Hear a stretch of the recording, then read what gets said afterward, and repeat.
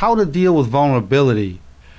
The subtitle is the 22 hardest things to say in a relationship, any relationship, between a romantic relationship, between friends, partners, parents, children, between children and parents, in all relationships. There are 22 hardest things to say.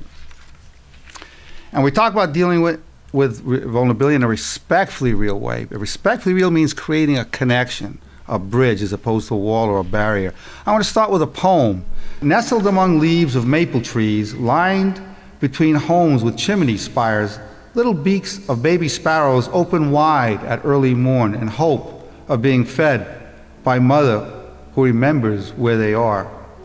And with eyes wide open, looking out the window of the homes nearby, do the children wait at noon for mother to arrive by car. The wife cooks a stew by night at the kitchen fire, waiting for her husband to knock at the door by the vestibule. Who can deny the interweaving of our lives, how much we need each other to survive, is known by all who see through the eye of reality. Which man can truly claim he is in need of none? What lie will he live to cover his vulnerability? How can we escape our inborn identity? Nowhere can we hide to conceal our fate that springs from the mask we create. Isolation or connection is the effect of communication. There is no doubt we need attention and adoration. We are those sparrows nestled in the maple leaves, longing to be fed by the one who knows our needs. Do not flee your destiny, for life's mystery is enshrined in your vulnerability, part of your God-given humanity. Do not flee your destiny. It is our natural identity. Life's mystery is enshrined in your vulnerability, part of your God-given humanity. People don't have to be embarrassed or ashamed or hide the vulnerability we all have to one another. There's no question how deeply and desperately we need each other. If somebody said you could have all the wealth in the world, every yacht, every building, every river, it's all yours with one catch, you have to be the only person in the universe. No human being would take the offer. Nobody.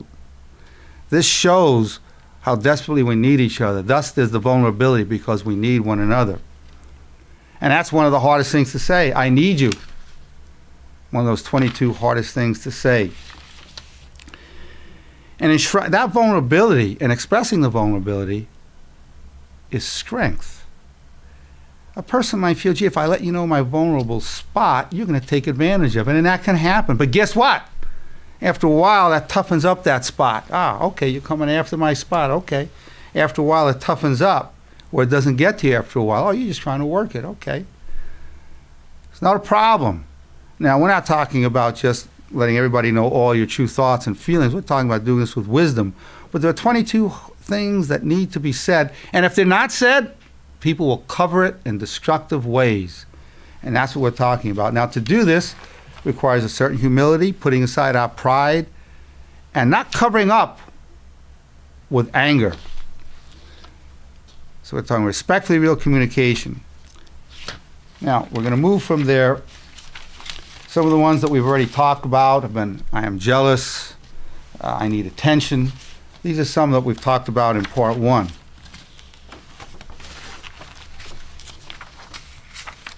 I'm sorry. Now, that's a tough one for a lot of people. So there are cover-ups that can happen. Now we're going to go to another set. I need you. Now, there are many ways that go with it. I am dependent on you. People want to pretend that they don't need each other, that they're independent. Well, heck with him. I don't need him anyway. Well, we need each other.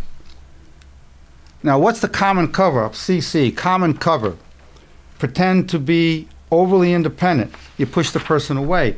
So if you need the person, you don't want to show your need, you just keep ignoring the person, or you push them away to see if they come back.